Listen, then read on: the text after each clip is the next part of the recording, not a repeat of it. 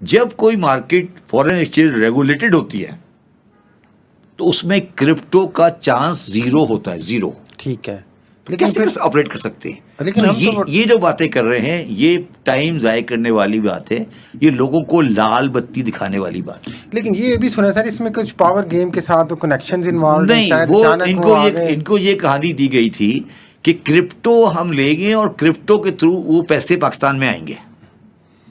वैसे अमाउंट कितनी है सर? हाँ, उनका तो बड़ी अमाउंट बता रहे हैं वो तो सर मैं आपको बताऊं 16-17 बिलियन डॉलर से लेके 300 बिलियन डॉलर की बात करते हैं। अच्छा, ये भी है, ये कह रहे हैं ना 300, अब वो 300 बिलियन डॉलर वो कहते हैं वो पैसे पाकिस्तान में आ जाएंगे। क्रिप्टो के पाकिस्तान में आने का कोई चांस नहीं है। क्रिप्टो अगर फ्लोट भी होगा तो वो फ्लोट अपनी जगह खड़ा रहेगा जी, वो पाकिस्तान में नहीं आएगा कभी। ये जो अचानक, अच्छा, क्रिप्टो क्या चीज है आपके ख्याल में? क्रिप्टो क्या चीज है? क्या है मेरा डिजिटल करेंसी क्या चीज है? बस एक चिट्टा है क्या है जी? नहीं देखिए, नहीं देखिए, डॉलर क्या चीज है? डॉलर एक करेंसी है जो अमेरिकन फेडरल रिजर्व के बेस के पर है, ठीक है। पौंड एक करेंसी है जो बैंक ऑफ इंग्लैंड के बेस के ऊपर है, ठीक है।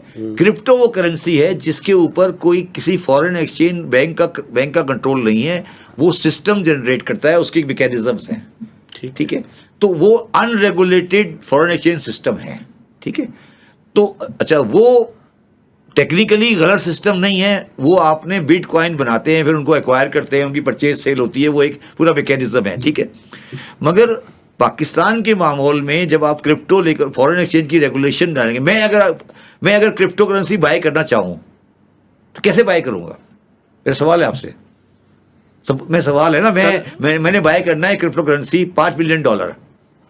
सर उसके लिए तो आपको एक ब्लॉकचेन के ऊपर जाकर रजिस्ट्री करवानी पड़ेगी। रजिस्ट्री करनी पड़ेगी, मगर पैसे तो कहीं ना कहीं डालने पड़ेंगे ना। बिल्कुल। तो पैसे कहाँ से जाएंगे? स्टेट बैंक भेजेगा? नहीं। फिर एक्सपोर्ट से डाइवर्ट करोगे, कहाँ से जाएंगे पैसे? नहीं, मैं ये पूछना चाह रहा था, ये तो दूसरों में है, हाँ, मैकेनिज्म है ही नहीं।